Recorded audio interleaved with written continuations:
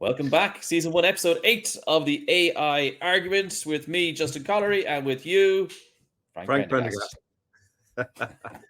Frank?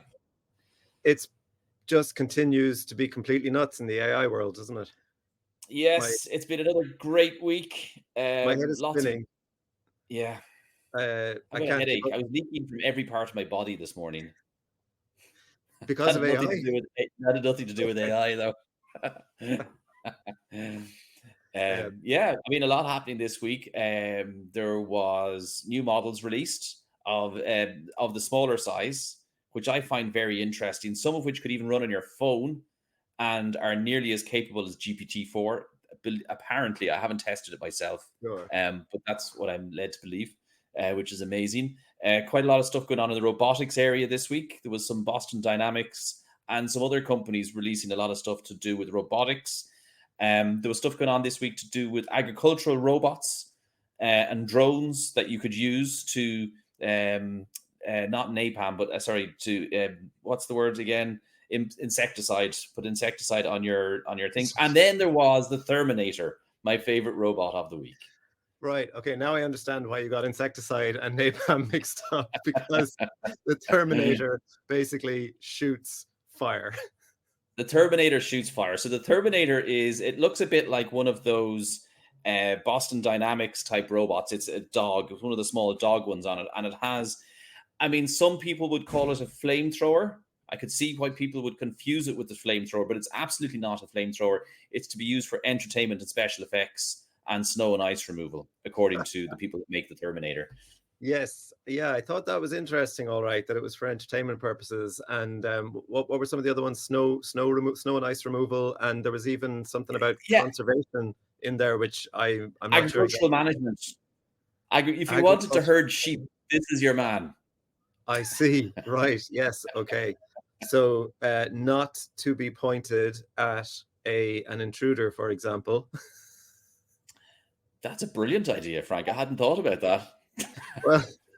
Well, it reminded me, the reason I said that is because it reminded me of another story from like last week of, I think, was it called Eve or something? And basically it's a RoboCop for your house. Now, I think if I understood correctly, it is static, but it's got a kind of a swivel head, and it uses facial recognition to see if this is somebody who's approved to be on the property. And if it's not, it sends you a message and on your phone. So in the meantime, it will be conversing, I believe, with people with its robotic voice and saying, you're not authorized to be on this property. Meanwhile, it's talking to you on the phone saying, hey, I've caught this guy on your property. Does he look familiar? Should I hit him with the paintballs and the pepper spray? How does it, when you say it's got him, does it catch me? Like, can it hold on to me? Or is it just going to sit there and look at me? I think it just talks to you. It just talks to you and tries to stop you in your tracks by talking to you while it figures out whether it's meant to pepper spray you. And the weapons that it has available to it, Frank? Pepper spray and paintballs. Paintballs, Terminator, is it? No, and my concern is that somebody combines the two. But the paintballs are interesting. I assume the paintballs are kind of like the dye they put in exploding bags in cash in banks. Yes. I assume it's so that you can ring the cops and say, "Come here, there's a guy with yellow paintball stuff all over him. Could you pick him up for me?" That's the postman, Frank. The facial recognition thing is interesting, because at first I was like, "Hang on, like how could that be legal? Will that be legal when the AI Act comes into play?" But I assume it would be legal because it's on your private property, and I assume it's just like, anyone who's authorized to be on the property would opt in, and then all it has to do is just make sure that it's not an opted in face, and then that's an intruder. I've got an interesting question for you, Frank. Yeah, that's going to go to the heart of our disagreement, I fear.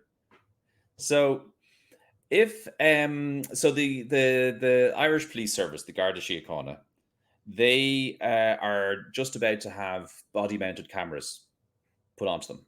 Right. And I think the laws that control that have just been released, very similar to the laws that you're speaking of. And some of the things, I think this is also European law, that's explicitly ruled out is facial recognition. Right? That's not allowed at all, as far as I understand. Now, if I'm driving in my car down the motorway and I don't have tax and I don't have insurance, it's okay for the guards to have a camera that will read my number plate and say, that's Justin Collery. He's breaking the law. Let's arrest him. He's got no tax and he's got no insurance on his car. And so it's okay to use the registration plate of my car to personally identify me and arrest me if I'm doing something wrong. But it's not okay to use my face to do the same thing. But I would see a distinction there, because they're not personally identifying you. They are identifying that the vehicle is not taxed or registered. Yeah. So that's like, illegal. But it's what? Yeah, exactly. But they're not necessarily saying that you're driving. They're not identifying you in the frame at all, really. They're just saying, but their job is to identify wrongdoing, you know. So if it's okay for them to but they've done it. identify, They've done it, but without actually impinging on your personal rights. I think, you see, Frank, if you do something wrong, your face should be on a hit list. I'm okay with that. I think that's good use of technology. But wrong. Do something wrong. I mean, define wrong. Term. Well, you're innocent. You're innocent until proven guilty. And so, we already talked about the flaws. Last week, we talked about the major flaws in the ability for our legal system to judge things. Well, that's true. Now, judges, they got to go. So I would be, I'm reticent to get into a situation where it's kind of judge, jury, and executioner are all automated, when we know there are flaws in the system and people are constantly picked up for doing things illegal that they didn't do at all. Yeah, I don't know. It's an interesting one. I'm like, if there's somebody who's wanted, or somebody who's dangerous, like you could have a bar that says, this person is wanted for murder. But I believe there are exceptions. Like, they are making exceptions in the facial recognition for certain legal and enforcement purposes. Good. Yeah, I don't know what they are. So maybe that's for a future episode for us to go away and poke around in that and have a chat about it then. But I do remember there are exceptions, and I don't know what they are, but I'm pretty sure terrorism is on that list, for example. But I think it's just protecting the average Joe public on the street from automatically being added into a database. I think that's what they're trying to avoid with the ruling out facial recognition on the body cameras and things. But again, I could be wrong, because I only have a very loose understanding of. Well, I can tell you, I do have an idea where we could get into trouble, right, with this, and it comes back to your idea of the Sentry robot, right? That's looking at your thing. I had a very good friend years ago, Bob, and Bob had this idea that if lots of shops, let's say, so if you work in a shop and you're the security guy, right, and there's people that come into your shop and that they're shoplifting, and you throw them out, that all the shops and all the security guys could have like a system, and so I could tag Frank Prendergast and say he's a known shoplifter, so that when you try to go into another shop to shoplift, the security guy just won't even let you in and just say, no, you're not allowed to get in.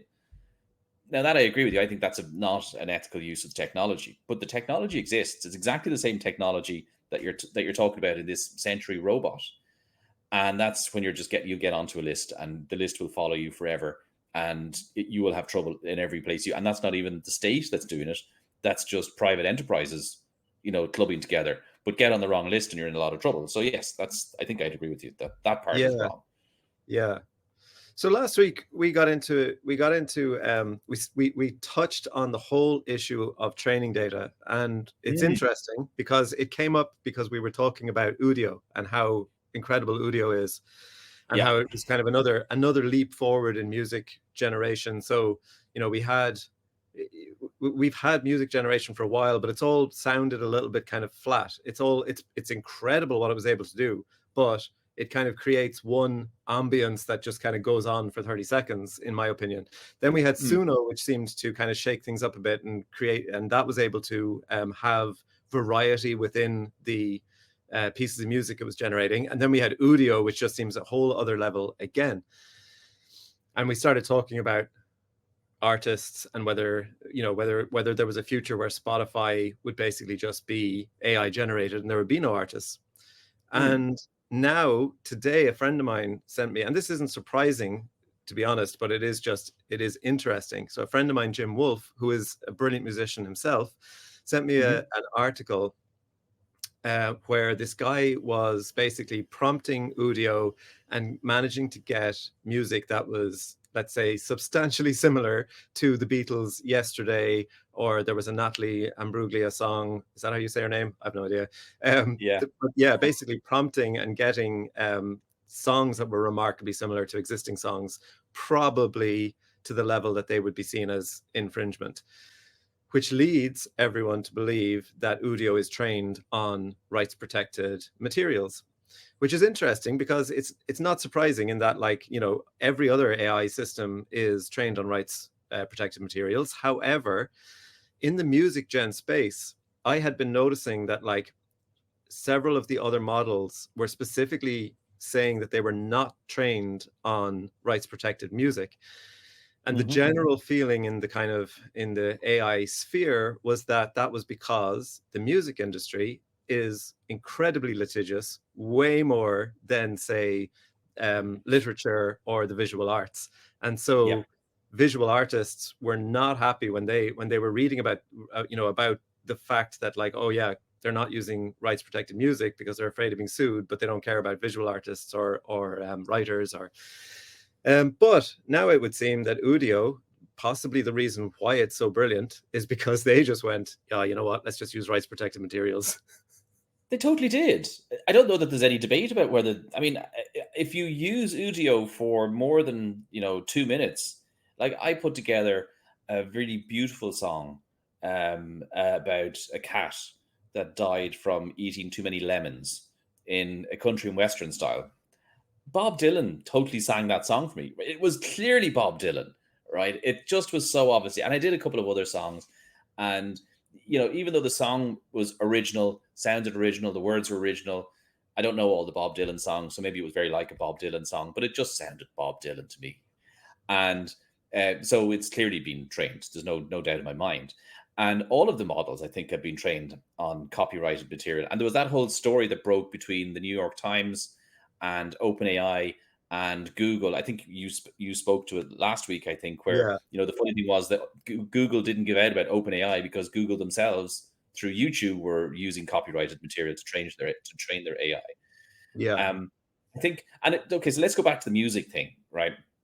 And if you think about this, is why I think what's happening is quite interesting, right? In terms of robots and robotics and all these other things. If you think about how does a musician, and I'm not a musician, right? But think about how a musician formulates their music and comes to writing music, right? It's from all of their experience up until that moment in time. So all of their experiential input in through eyes and their ears and so on. And then they get to write a song, right? Which is original and unique to them. And so that's why I think it's interesting that you have OpenAI are partnering with Figure, who are the people that make that cool robot. And you've got, Elon Musk and you've got X, but they have cars that have sensors all over them. And I have to wonder, would you not use all of that sensory data to feed into an AI, right? And then you have Google has YouTube and it has their cars, the Google cars that are around. And so it becomes very important for the same reason that a human who's writing music has, 26 years of human experience and human input that goes to bring them to that moment in time to write a piece of music. Udio totally have used copyrighted material. I re, I say I believe they have. It seems incredible to me that they haven't. And I think that there's two ways that AI companies will get out of this. Right, one is they have robots and other ways of getting data from the real world and using that data. And the other big thing in AI is synthetic data, and so yeah. they will use synthetic data to do it. I don't know that you can create yet synthetic musical data that's terribly good. It's an Mm. interesting question, but I haven't heard anything about that yet. Yeah, Um, and it's so it, I don't know what about that. yeah. So, I mean, what's your personal feeling about using rights protected material in training data? Because so, there are people who just say this is the biggest the biggest case of theft in the history of the world. And it's not necessarily theft because it hasn't really been figured out legally yet. So nobody really knows, did they break the law or not? Because we've got lots of cases pending in the US. I don't know what the story is over here. I mean, as far as I know, in the EU, we actually have laws that say you can train on copyrighted materials, as far as I understand, but there's meant to be an opt-out that you can say, I do not want my materials used for training data. Problem is, there's no real mechanism for opting out. And so we're in a, as far as I can see, we're in a weird kind of like gray zone. So it's like there's no definite black and white case here that this is theft. We just don't know yet. We don't know if it's going to be ruled as legal or illegal. And the AI companies are saying this is fair use because the copyright materials are not in the system. The copyright materials are analyzed, essentially. Yes. Now, I can't explain it in detail, but basically they're analyzed. I can explain it to you. They're correct. That's absolutely what they're saying there is correct, right? Yeah. So if I have a hard drive and I take a copy of a Bob Dylan song, the Bob Dylan song is absolutely on the hard drive and I can play it. Whereas if I take a Bob Dylan song and I stick it into my AI model, all it does is you can imagine it as lots of weights, little knobs that you can turn, and it just turns the knobs a little bit here and there, and it sort of, updates the weights of the model. And so this is their argument for everything. So therefore, you cannot recreate the Bob Dylan song. It's not stored in the model. The Bob Dylan song has just been washed through the model, and it's updated a couple of numbers in the model, and that's it. But I actually have sympathy towards it. I mean, I think the problem also is that the model hasn't been, like the economic model hasn't been figured out yet.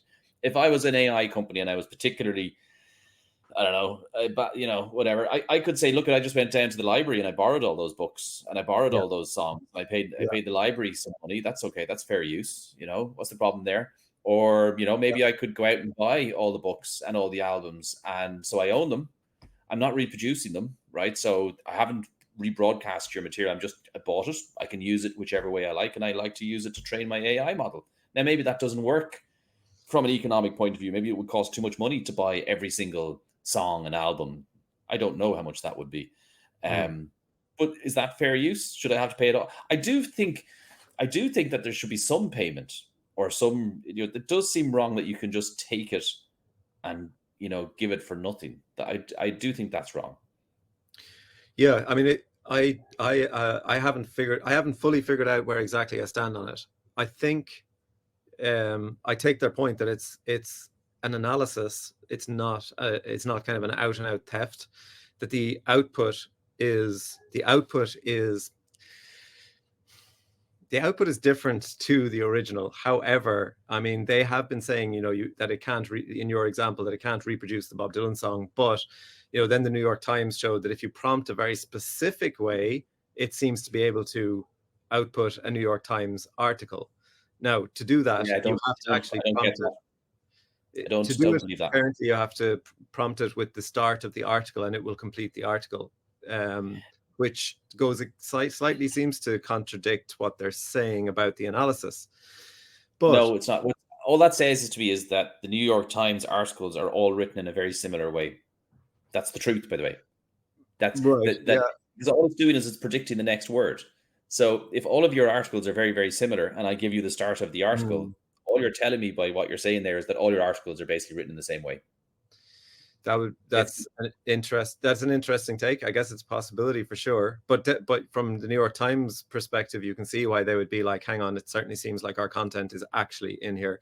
But there was a guy left Stable Diffusion, and he left because he decided he was kind of fighting a losing battle in Stable Diffusion where he wanted to only train on material they had the rights to. And so he left Stable Diffusion, and he made the point as he was leaving that, whatever about the legalities, he felt it wasn't ethical.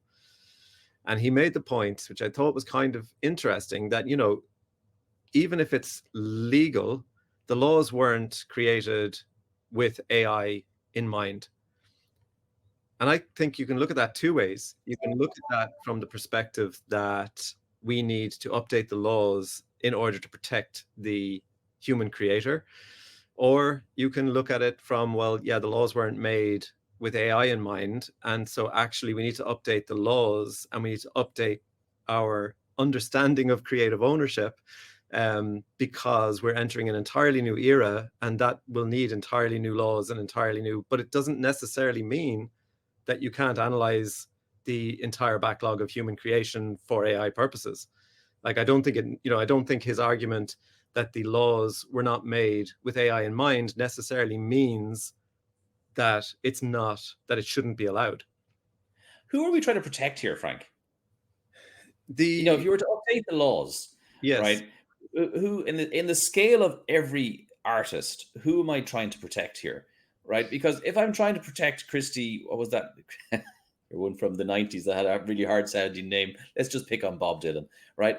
Am I trying to protect Bob Dylan, right? Bob Dylan has loads of money, right? Bob Dylan doesn't need my protection. Am I trying to? It's the next Bob Dylan. It's the next Bob Dylan. Should we be trying to protect the next Bob Dylan coming up? Yeah, should we? And does this technology, does this infringement of the copyright, does it stop the next Bob Dylan from coming up?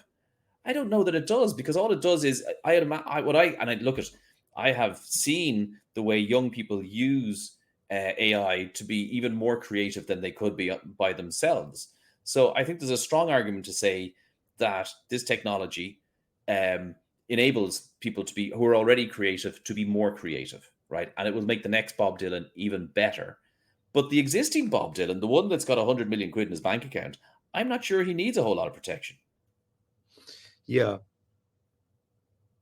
So did you see that article about that news item about Drake releasing a diss track? Now, I don't understand the context of this diss track, or who's having a fight, or I think it was Kendrick Lamar and Drake are having some kind of rap fight. I don't know. So Drake released, if I'm not mistaken. Did it? I didn't see that updated. Well, that's interesting. Okay, so that is interesting, because what Drake did was he created this track, but he had Snoop Dogg and what's his name? Tupac. He had Snoop Dogg and Tupac. Tupac is dead, and Snoop Dogg is very much alive, but was not actually singing on the track, and from what I understand, had not given permission. So for a huge name like Drake to just go and use somebody else's, exactly what we're talking about, like he basically just replicated their voices on his track too much, as far as I know, without permission. So in terms of who we're trying to protect, I mean, I think it's fair enough. I take your point that Bob Dylan has millions, but should anyone be allowed to release a Snoop Dogg track when well, you see that's a sort of a step along, right? Because he took Snoop Dogg and he copied Snoop Dogg, right? So that's definitely, it's clearly Snoop Dogg to you. Whereas what I'm saying is, when I listen to the track, it's not being sold as a Bob Dylan track, but to me it sounds very like Bob Dylan. And but if so it's not an exact copy. But if the training data, so it's not Snoop Dogg's voice either; it's a clone of it. So you could, I guess I'm making the comparison of, it has analyzed Snoop Dogg's voice and created a digital voice that sounds remarkably like Snoop Dogg. So I get why artists are like, there are some visual artists embracing AI and doing amazing things with it.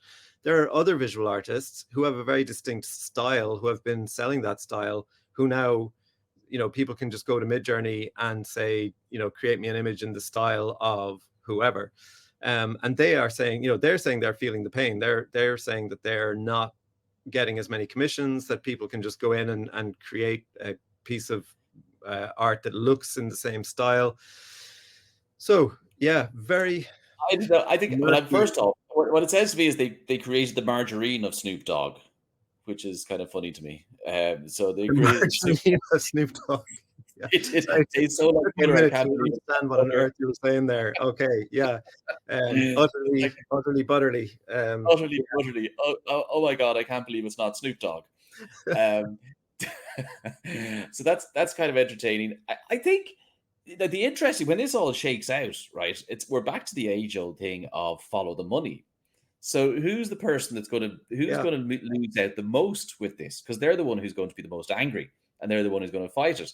I don't think it's Snoop Dogg that's going to lose out the most here, or Bob Dylan. I think it's going to be the executives in the music companies that are going to lose out the most. The biggest threat of this technology is to the music companies and to the industry. Creative people will still be creative, and the rest of us will still want to consume creative people's output. And what this technology does is it removes the need for a music studio to be between you and the consumer of that material. And so I think they're the ones. So when you hear this stuff, this guff, I would call it, about, oh, they're having less commissions and this stuff. No, the music studio is getting less commissions. The music studio is not getting as much money.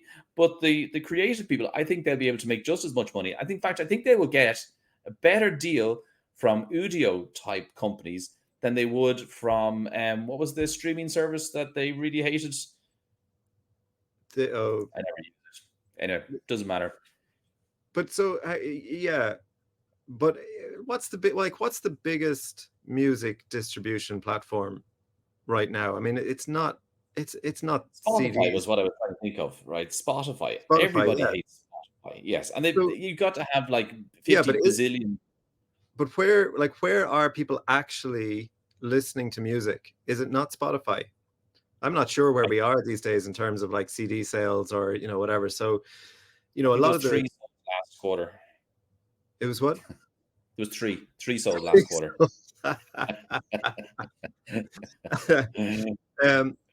But so if I'll have to Google this and look it up. But like, if streaming services are the main way that people are consuming music and the main way that, then like Spotify can just go AI. So then the executives now are really the streaming services, and if the streaming services can just go AI, and if people are willing to listen to AI music, then yes, the artists absolutely very much lose out.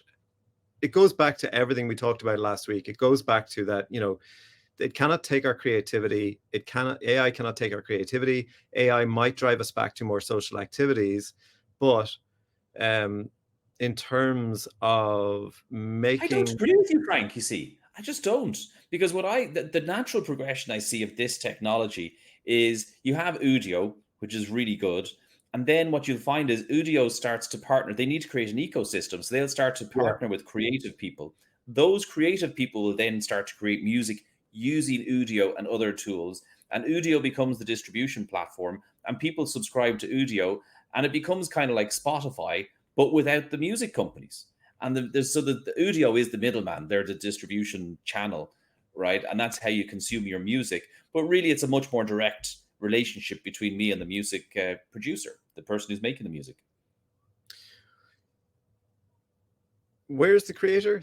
The creator is prompting Udio. Is that what you're saying? Yes, the creator. So Udio partners with the creators, right? They create an app store for music, right? The same as Apple created an app store for apps. And creative people then will go there and they will use things to create videos, and they will, it'll be a Creative Commons where they go and they create music and they stream it, right? So and they will use Udio to do that.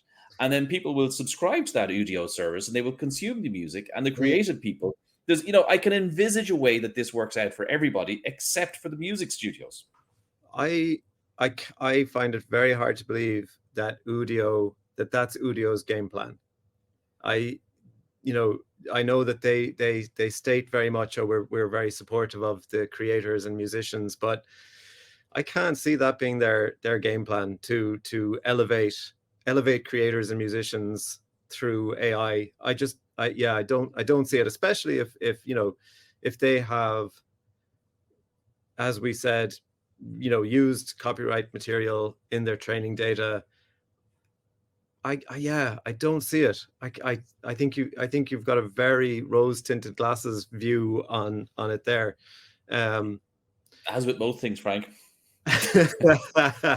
And this is why we call it the AI argument. Yes, absolutely. Yeah, I think it's going to be. I think it's good. I'll tell you, we should talk about this because I think that the story. Look, we can come back to this again, right? But I'm going to leave you with this, right? The musicians, I think, will do fine.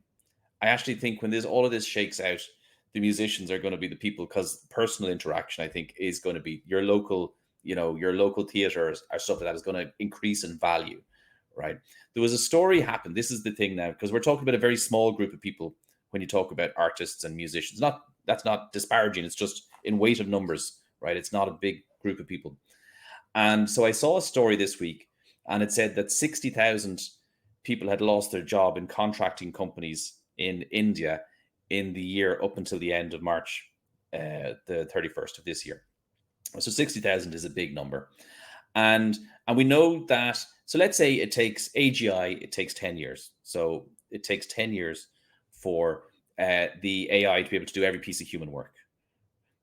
There are 3.5 billion people who work at the moment.